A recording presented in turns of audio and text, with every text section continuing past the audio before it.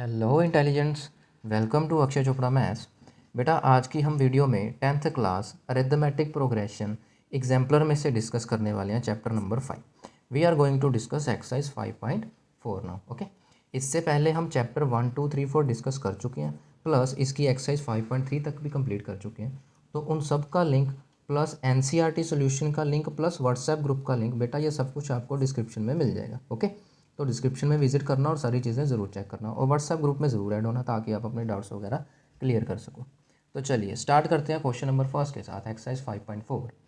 This sum of first 5 and first 7, ठीक है, पहली 5 और पहली 7 टर्म्स का जो है सम दैट इज़ 167। कहने का मतलब क्या है? कहने का मतलब ये है कि वो कह रहा है कि इस एपी की जो पहली 5 टर्म्स का सम है और जो पहली 7 टर्म का सम है, उनकी जो एडिशन है that is 167। Okay, getting my point, ठीक है। तो और क्या दे रखा है? If sum of first 10 terms, पहली 10 टर्म्स का भी सम दे रखा है विच इज़ 235।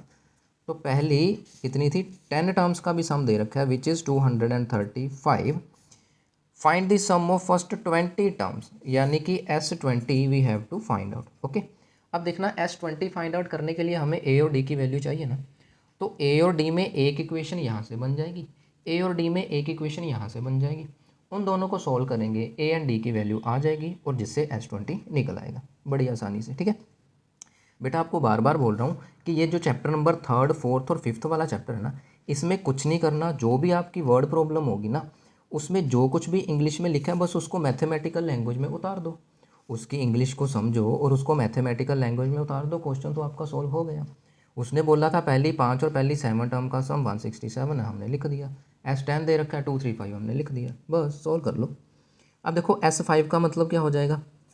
5/2, ठीक है, 2a प्लस 5 - 1 इंटू डी, एक इक्वेशन तो ये आ गई। प्लस S7 का मतलब क्या आ जाएगा? 7/2, 2a प्लस 7 - 1 इंटू डी, बेटा यही तो फॉर्मूला था, इट इज़ 167। अब देखना ज़रा, 5/2, 2a plus 4d, okay, plus 7/2, 2a plus 6d, ठीक है, दिस इज इक्वल टू 167। अब देखना बेटा, यहाँ से ये 2 अंदर जाएगा तो कटिंग हो जाएगी ना, it will be 5 times a plus 2d, getting my point, ठीक है, plus 7 times a plus 3d। Okay, अगर नहीं समझ आ रही तो कर देता हूँ बेटा, ये 5/2 था और यहाँ से मैंने 2 कॉमन कर लिया तो ये a प्लस 2d बचा।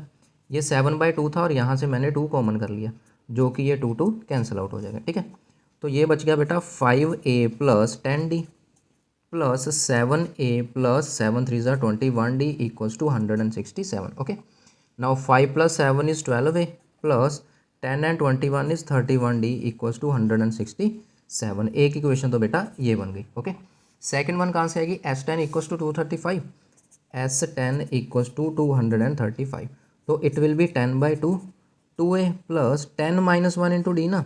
Okay, this is equals to 235, तो it will be equals to 5 times 2a plus 9d, this is equals to 225। Okay, ये 5 मल्टीप्लाई में दूसरी तरफ जाके डिवाइड हो जाएगा, तो 2a plus 9d will be equals to 225/5। तो कटिंग करेंगे तो 5 4 ज़ा 20 एंड 5 5 ज़ा 25, तो 2a plus 9d will be equals to 45। This will be equation number second. Okay, तो फर्स्ट इक्वेशन आपके पास है, सेकंड इक्वेशन आपके पास है, सोल्व करो और वैल्यू फाइंड आउट करो। अब देखो यहाँ पर 2a है, यहाँ पर 12a है, तो इसको मैं 3 से मल्टीप्लाई कर सकता हूँ, तो कर लीजिए। ठीक है, मैं चैप्टर 3rd की तरह क्या कर रहा हूँ, एलिमिनेशन मेथड कर रहा हूँ। ठीक है, तो ये हो गया 2a plus 31d equals to 167, 2a plus 31d equals to 167। इसको 3 से मल्टीप्लाई करेंगे, सॉरी यहाँ पे 12 बनाना ना, तो इसको 6 से मल्टीप्लाई करेंगे। ठीक है, तो ये बन जाएगा 12a, इसको 6 से, एक मिनट 12a है, तो 12a प्लस 6 से मल्टीप्लाई करा, 9 6 ज़ार 54, 54d इक्वल्स टू, इसको 6 से मल्टीप्लाई करेंगे तो क्या बन जाएगा? 5 6 ज़ार 30, 3 कैरी, 5 4 ज़ार 20 and 3 23, negative negative negative, a gets cancel out, it will be negative of 31 और 54 को माइनस करेंगे तो क्या बनेगा बेटा? It will be 23d equals to negative of, ये क्या बन जाएगा? 10 - 7 इज़ 3, यहाँ पे बन जाएगा 12 - 6 इज़ 6। ठीक है, तो ये कट गया, तो d will be equals to 63/23। बच्चे थोड़ी सी मिस्टेक हो गई, ये देखो यहाँ पे 235 था ना, हमने 225, एक मिनट, हाँ ये देखो यहाँ पे 235 था ना, हमने 225 लिख दिया। ओके, तो यहाँ पर 235 आएगा, तो इसको कट करेंगे, इट विल बी 5 4 ज़ार 20 एंड 5 7 ज़ार 35। ठीक है, तो ये 45 नहीं 47 होगा। ठीक है, तो इस 47 को जब हम 6 से मल्टीप्लाई करेंगे तो ये बन जाएगा 7 6 ज़ार 42, 4 कैरी 28, 282 बन जाएगा। ठीक है, तो ये 63 की जगह यहाँ पर क्या आ जाएगा बेटा, ये बन जाएगा 12 माइनस 7 इज़ 5, यहाँ पर बन जाएगा 7 माइनस 6 इज़ 1, तो 2 माइनस 1 इज़ अगेन 1। तो डी की वैल्यू क्या आएगी बेटा, d will be equals to 115, ये नेगेटिव नेगेटिव तो कैंसिल हो गया ना, अपॉन 23। ओके, इसकी जब कटिंग करेंगे तो 5 आ जाएगा, तो डी की वैल्यू क्या आ गई बेटा, 5 आ गई। Okay, d comes out to be 5। अब डी की वैल्यू जहाँ मर्जी पुट कर लो बेटा, फर्स्ट में पुट करो चाहे सेकंड में पुट करो। ठीक है, तो मैं क्या कर रहा हूँ, मैं सेकंड में पुट कर रहा हूँ, सेकंड ईजी है। तो 2a plus 9 times d equals to 47 ना, तो 2a प्लस 45 इक्वल्स टू 47, तो 2a इज़ 47 माइनस 45, 2a की वैल्यू 2 आ गई and a comes out to be 2/2 that is 1, तो a की वैल्यू आ गई 1। ठीक है, a 1 आ गया, d 5 आ गया, अब हमें s20 फाइंड आउट करना है, तो विल फाइंड इट आउट। ठीक है, s20 की वैल्यू क्या होगी बेटा, s20 will be equals to 20/2, 2a plus 20 minus 1 into D ना, है ना, तो ये तो सिंपली 10 आ गया। It will be 10 times 2 times a plus 19 into D की वैल्यू थी बेटा 5, तो it will be 10 times 2 plus 95। ठीक है, तो 10 इंटू 97 यानी कि 970 s20 आ गया। ठीक है, तो पहली 20 टर्म्स का सम क्या आ जाएगा, 970। ओके, चलिए नेक्स्ट क्वेश्चन करते हैं बेटा, क्वेश्चन नंबर सेकंड का फर्स्ट पार्ट देखना बेटा, ये क्वेश्चन बड़ा इंपॉर्टेंट है, इसके 3 पार्ट हैं, 3 पार्ट आप कर लोगे ना, आपको उसकी इंग्लिश में देखना काफ़ी डिफरेंस पता चलेगा। कैसे, it says sum of those integers between 1 and 500 which are multiple of 2 as well as 5, जो 2 के भी मल्टीपल हैं और 5 के भी मल्टीपल हैं, दोनों के मल्टीपल हैं। ऐसे नंबर्स जो दोनों के मल्टीपल हो यानी कि दोनों का एलसीएम करते हैं। ठीक है जी, जब ऐसे नंबर आ जाते हैं जो दोनों के मल्टीपल होते हैं या 3 नंबर्स के मल्टीपल होते हैं, तो उन दोनों तीनों नंबर का एलसीएम करते हैं हम लोग। ठीक है, तो मल्टीपल ऑफ, मैं यहाँ पे लिख देता हूँ, multiple of 2 and 5 means multiple of कितना, multiple of LCM of 2 and 5 which is equals to 10 here, यानी कि 10 के मल्टीपल देखने हैं, कहाँ से बेटा, बिटवीन 1 एंड 500, 1 से लेके 500 तक के बीच में। ठीक है, 1 से लेके 500 तक के बीच में। अब ध्यान देना बेटा, इसकी जो एपी बनेगी वो यही बनेगी, 10 20 30 एंड अप टू 490। बात को समझे बेटा, 10 से मल्टीपल है तो 10 20 30 आएगा। अब देखना मैंने 490 क्यों लिया, मैंने 500 क्यों नहीं कंसीडर करा बेटा, 500 इसलिए कंसीडर नहीं करा क्योंकि क्वेश्चन क्या था, बिटवीन, बिटवीन का मतलब उन दोनों के बीच में है। अब 1 से 500 के बीच में 500 नहीं ना आता, वो तो बाउंड्री वाला पॉइंट हो गया ना, समझ गए। ठीक है, तो 490 चलेंगे, बस यही गलती होती है बच्चों से, तकरीबन बच्चों को ये भी पता होता है कि एलसीएम करना है, लेकिन वो क्या करते हैं 500 भी कंसीडर कर लेते हैं और क्वेश्चन हो जाता है गलत। ठीक है, आगे कैलकुलेशन सारी सही है लेकिन क्वेश्चन फिर भी गलत है, उसने बिटवीन पूछा ना, बीच में पूछा, तो 490 500 बीच में थोड़ी आता। ठीक है, तो बस यहाँ से ए की वैल्यू 10 है, जो अपना कॉमन डिफरेंस है that also comes out to be 10। Okay, जो हम ए एन बोलते हैं या लास्ट टर्म बोलते हैं दैट इज़ 490। फाइंड क्या करना है, सम फाइंड करना है, तो सम फाइंड करने के लिए बेटा पहले तो एस एन निकालना, तो उसके लिए पहले एन भी तो फाइंड करना पड़ेगा। तो A N equals to A plus N minus 1 into D ना, तो A N is 490 equals to A plus N minus 1 into D is also 10। Okay, तो ये तो बहुत ईजी हो गया क्वेश्चन। कैसे, ये बन जाएगा 490 equal to 10 plus 10 n minus 10, ये तो कट गया। ओके, ठीक है, तो 490, वेट अ मिनट, हाँ, तो 490 will be equals to 490 will be equals to 10 n ना, तो 490 upon 10 will be equals to n, यानी कि जो नंबर ऑफ टर्म्स है that comes out to be 49। ठीक है जी, 49 ऐसी टर्म्स हैं जो 10 के मल्टीपल में। अब बस, अब क्या है, एस एन फाइंड करना है तो फॉर्मूला लगा दो बेटा, n/2 a प्लस एल वाला फॉर्मूला क्यों लगा रहा हूँ, क्योंकि मेरे पास लास्ट टर्म पड़ी है ना 490। ठीक है, तो मैंने जरूरी बड़ा फॉर्मूला लगाना है, तो S49 will be 49/2, A is 10 and L is 490। Okay, तो ये बन जाएगा 49/2 इंटू 500। ओके, इनकी कटिंग करेंगे तो ये बन जाएगा 250, तो ये आपका S49 आ गया, सिंपली मल्टीप्लाई करो और आंसर आ गया। ठीक है, जीरो आ जाएगी लास्ट में, 2 2 5 22 कैरी ये बन जाएगा 122, तो ये बन जाएगा 12,250, ठीक है, ये आ गया S49। अब देखना सेकंड पार्ट क्या, अब देखना वो मतलब लैंग्वेज में कैसे हो जा रहा है। सी सेकंड क्वेश्चन में क्या है कि sum of those integers from 1 to 500 which are multiple of 2 as well as 5, ditto same है। Sum of those integer, sum of those integer, between की जगह फ्रॉम कर दिया, 1 and 500, 1 to 500 which are multiples of 2 as well as 5, 2 as well as 5, ditto same है। बस ये एक word between and from की वजह से सारा क्वेश्चन बदल गया। कैसे बेटा, उसने बोल रहा है 1 से लेके 500 तक। अब देखो 1 से लेके 500 तक बोल दिया, यानी कि इसमें 500 काउंट होगा। इसमें क्या बोल रहा था, बिटवीन 1 से लेके 500 के बीच में, तो हमने 500 कंसीडर नहीं करा था अपनी एपी में। यहाँ पे उसने बोल दिया फ्रॉम 1 to 500, 1 से लेके 500 तक, यानी कि 500 भी इंक्लूड होगा। बाकी सारा क्वेश्चन करने का स्टाइल सेम है। यानी कि अब जो हमारी एपी बनेगी वो बनेगी 10, 20, 30 अप टू 500।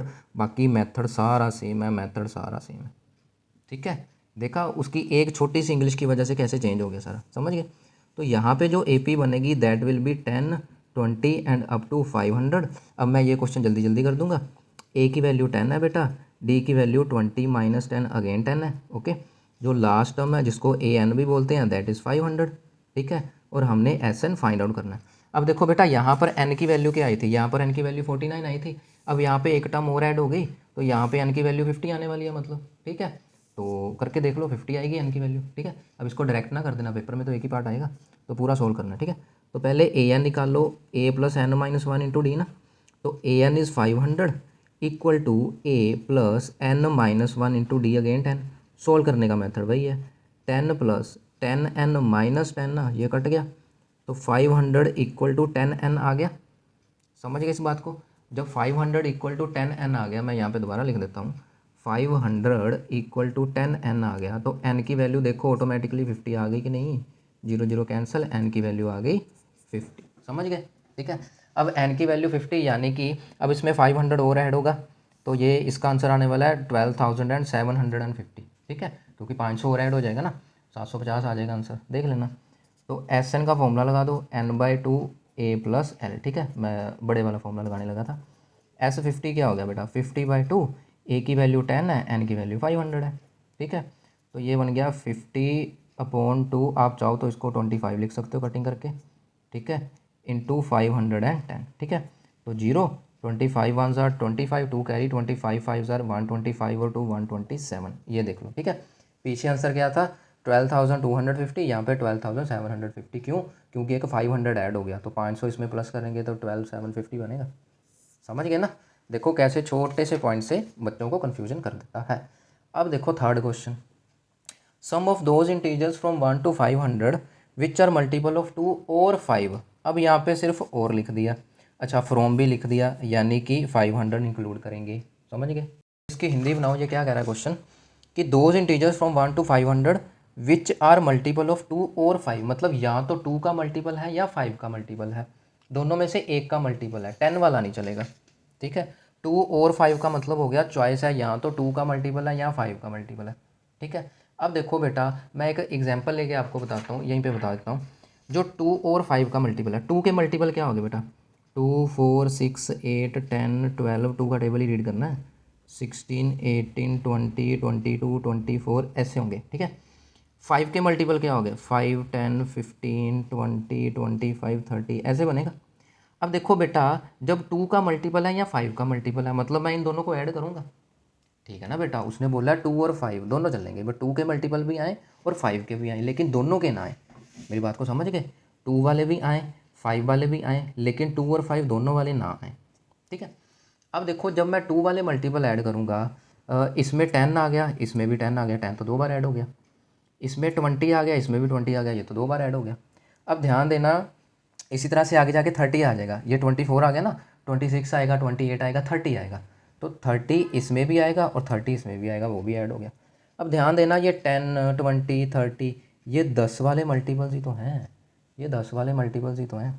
यानी कि जब मैं 2 के मल्टीपल और 5 के मल्टीपल इन दोनों को ऐड करूँगा, तो ये जो 2 और 5 दोनों के हैं ये तो दो दो बार ऐड हो जाएंगे ना, तो एक बार इनको सब्ट्रैक्ट भी तो करना पड़ेगा ना। यानी कि मेरा फॉर्मूला क्या बनेगा, मेरा फॉर्मूला बनेगा multiple of 2 plus multiple of 5 minus multiple of both 2 and 5 which is 10। मेरी बात को समझ गए? ठीक है, हमारा टोटल फॉर्मूला ये बनेगा multiple of 2 plus multiple of 5 minus multiple of 2 5 both. मेरी बात को समझ गए? ठीक है, अब बोथ वाला तो हमने निकाल ही लिया, चलो 12,750। ठीक है, ये दो अपन फाइंड करेंगे और इनको प्लस कर देंगे। ठीक है, मेरी बात को समझ गए? क्वेश्चन में करना क्या, कैसे क्वेश्चन फ्रेम करा गया। चलिए तो बढ़ते हैं क्वेश्चन सोल्व करने की तरफ, पार्ट नंबर 3। तो पहले एपी बना लेते हैं हम मल्टीपल ऑफ 2 वाली। ठीक है, जो कि क्या बनेगी बेटा, 2 4 6 8 अप टू 500। ठीक है, क्योंकि फ्रॉम बोला था ना उसने, तो 500 इंक्लूड होगा।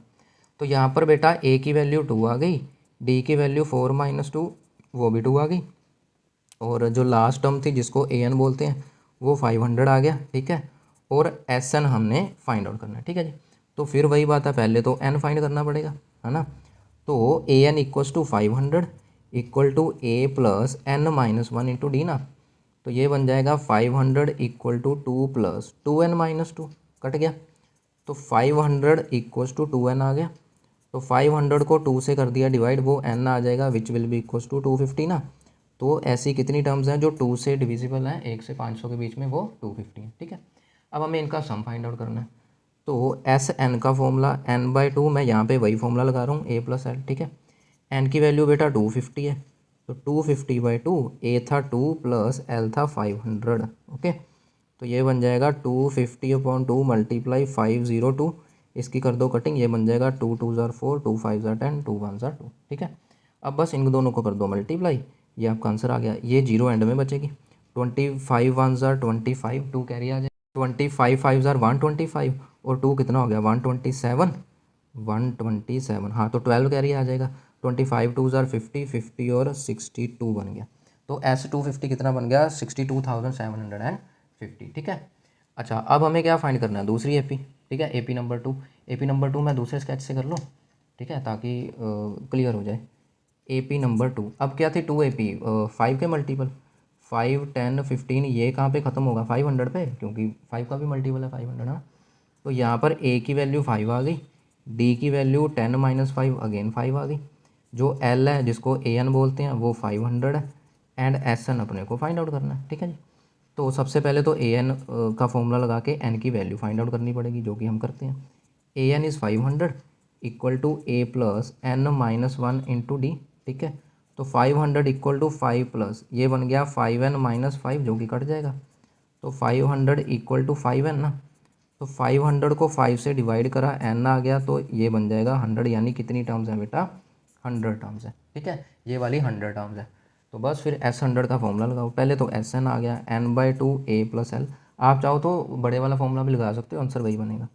तो S100 will be equals to 100/2, a की वैल्यू 5 और एल की वैल्यू 500। ठीक है, समझ गए? आप ना बच्चे यहाँ पे गलती करते हैं, इसको ना कट कर देना। क्यों? क्योंकि 100 से मल्टीप्लाई करना ईजी होता है ना। आप सीधा इसको मल्टीप्लाई करो, ये बन जाएगा 2 2 ज़ार 4, 2 2 ज़ार 4, 2 5 ज़ार 10। नहीं, ये तो 505 से कटिंग होगी नहीं, तो इसको इसी से करनी पड़ेगी। ठीक है, मैं दोबारा लिख देता हूँ, मुझे लगा ये इवन नंबर बन रहा है। तो ये आ गया अपना 50, इट विल बी 50 इंटू 505, तो बस एंड में जीरो आ गई। 5 5 ज़ार 25 एंड 5 5 ज़ार 25, ये बन जाएगा आपका। ठीक है, अच्छा अब क्या मल्टीपल ऑफ 10 वाले माइनस करने हैं, वो भी फाइंड आउट करना पड़ेगा, लेकिन हम नहीं करेंगे क्योंकि पीछे कर चुके हैं हम। ठीक है, पीछे कर चुके हैं। वैसे अगर ये एग्जाम में आ गया ना, तो मल्टीपल ऑफ 2 वाले काउंट करें या मल्टीपल ऑफ 5 वाले काउंट करें या 10 वाले भी करने पड़ेंगे, फिर उनको प्लस माइनस करेंगे। ठीक है, तो ये क्या था 12,750। ठीक है, तो अकॉर्डिंग टू क्वेश्चन जो हमारा आंसर बनने वाला है, आंसर बनने वाला वो क्या आंसर बनने वाला है, multiple of 2 plus multiple of 5 minus multiple of both 2 and 5 that is 10। ठीक है, both 2 and 5 that is 10। Okay, तो मल्टीपल ऑफ 2 वाले कितने आए हैं बेटा, 62,750, प्लस मल्टीपल ऑफ ये आए हैं 25 एंड 250, माइनस जो करना था वो लास्ट क्वेश्चन में था 12,750। ठीक है, बस अब इन दोनों को प्लस करके माइनस करना और क्या। ठीक है जी, तो पहले इनको प्लस कर लो, बाद में माइनस कर लें। ये बन गया 0 0 0 -12,750, ये बन जाएगा 5 और 5 10 1 कैरी, 7 और 2 9 और 1 10 1 कैरी, 2 और 5 7 और 1 8, 6 और 2 8, ये बन गया। अब इनको माइनस कर देना बस, ठीक है। तो 0 माइनस 0 0 आ गया, तो 10 माइनस 5 5 बन जाएगा, 9 माइनस 7 2 आ जाएगा, यहाँ पे 7 माइनस 2 5 बन जाएगा, और 8 माइनस 1 7 बन जाएगा। तो 75,250 आपका आंसर आ जाएगा, ठीक है स्टूडेंट्स। चलिए, ये क्वेश्चन आपको, ये तीनों पार्ट आपने कर लिए ना, मतलब आपको उसकी इंग्लिश समझ नहीं आ जाएगी बेटा। बड़ा अच्छा क्वेश्चन है इसी वजह से ये, ठीक है। चलिए थर्ड क्वेश्चन करते हैं हम। आज हम 4 क्वेश्चन करेंगे, नेक्स्ट क्वेश्चन नेक्स्ट वीडियोस में, ओके। चलिए, third is the eighth term of an AP, किसी एपी की जो एट्थ टर्म है that is equals to half of the second term, जो सेकेंड टर्म है उसका हाफ है वो, ठीक है। यानी कि twice of a 8 equal to a 2 है, ऐसे ही हो गया, समझ गए। तो यहाँ से एक इक्वेशन बना दो, ए प्लस 7d बन जाएगा, ये आ गया ए प्लस डी, समझ गए, ठीक है। तो ये आ गया 2a plus 14d minus a minus d equal to 0, ये दूसरी तरफ चले गए, तो 2a माइनस ए रह गया, प्लस 13d इक्वल टू 0, ठीक है। तो एक इक्वेशन तो ये वाली बन गई, समझ गए। अगली क्या है, and 11th term exceed, exceed का मतलब होता है ज़्यादा, 1/3 ऑफ 4th टर्म बाय 1, जो 11th टर्म है वो ज़्यादा है 1/3 से, किसका, 4th टर्म से, कितना ज़्यादा है, 1 ज़्यादा है। यानी कि जो 11th टर्म है दैट एक्सीड मतलब ज़्यादा है किसकी, 1/4 ऑफ, क्या थी, 1/3 of 4th term, 1/3 of 4th term by 1, समझ गए इक्वेशन कैसे बनाई है। वो कह रहा है जो 11th टर्म है वो ज़्यादा है, यानी कि प्लस है, कितना ज़्यादा है, 1 ज़्यादा है, किससे, 4th टर्म के 1/3 से, ठीक है जी। तो बस, तो a प्लस 10d, ठीक है, ये 3 मैं इधर लेके जा रहा हूँ, a 4 हो गया, a प्लस 3d, और यहाँ पे 3 मैंने एलसीएम ले लिया, ठीक है ना बेटा, दोनों स्टेप इकट्ठे कर दिए। मैं एलसीएम लूँगा तो यहाँ पे 3 आ जाएगा ना, और ये पूरा 3 नीचे आएगा जो उधर जाके मल्टीप्लाई हो गया, तो ये बन गया 3a plus 30d minus a minus 3d equal to 3 ना, तो ये बन जाएगा 2a plus 27d equal to 3, ये आ गई इक्वेशन नंबर 2, ठीक है। अब आपके पास दो मेथड है, क्या, ये a की वैल्यू -13d आ जाएगी यहाँ से, तो वो यहाँ पुट कर दो, या फिर एलिमिनेशन मेथड लगा दो, जैसे आपकी इच्छा है, ठीक है। अगर मैं इसको 2 से मल्टीप्लाई करूँ तो ये क्या बन जाएगा, ये बन जाएगा 2a plus 13 2 26, 26d equal to 0 ना, इनको कर दिया मैंने माइनस, ओके। तो यहाँ से आ जाएगा 1 मिनट, 26d बनेगा ना, तो यहाँ से d की वैल्यू क्या आ गई बेटा, 3, ठीक है। यहाँ से d की वैल्यू क्या आ गई, 3 आ गई। अब d की वैल्यू 3 यहाँ पुट कर दो, a plus 13d equal to 0, यानी कि a plus 13d equal to 0, a plus 39 is 0, यानी a की वैल्यू आ गई -39, a और d दोनों आ गए, a और d दोनों आ गए ना। अब हमें करना क्या है, फाइंड इट्स 15th टर्म, उसकी 15th टर्म फाइंड करनी, यानी कि a 15 की वैल्यू फाइंड करनी है अपने को, ठीक है। a 15 की फाइंड करनी है वैल्यू, तो a 15 का फॉर्मूला लगा दो, पहले तो a n का फॉर्मूला लगा दो, ठीक है, फॉर्मूला लगा दिया करो, फॉर्मूला के मार्क्स होते हैं। तो a 15 क्या बन जाएगा, a की वैल्यू आई है -39 प्लस 15 माइनस 1 इंटू डी की वैल्यू आई है 3, तो a 15 बन जाएगा -39 प्लस 14 इंटू 3, तो -39 प्लस 42, यानी कि 3 आंसर आ गया। तो 15th टर्म क्या आ गई बेटा, 3, सिंपल, क्वेश्चन खत्म, ठीक है। चलिए लास्ट क्वेश्चन करते हैं आज की वीडियो का। The question says an A P consist of 37 terms, एक ए पी में कितनी टर्म्स हैं बेटा, 37 टर्म्स हैं, कितनी टर्म्स हैं ए पी में, 37 टर्म्स हैं, यानी एन की वैल्यू तो 37 दे रखी है। The sum of 3 middle most terms, middle most का मतलब जो 3 बिल्कुल मिडल में टर्म है, बेटा ये मैंने ना आपको एमसीक्यू में भी बता रखा है, एक बार फिर से बता देता हूँ बेटा, 37 टर्म्स है ना, यानी कि ओड टर्म्स है, ठीक है।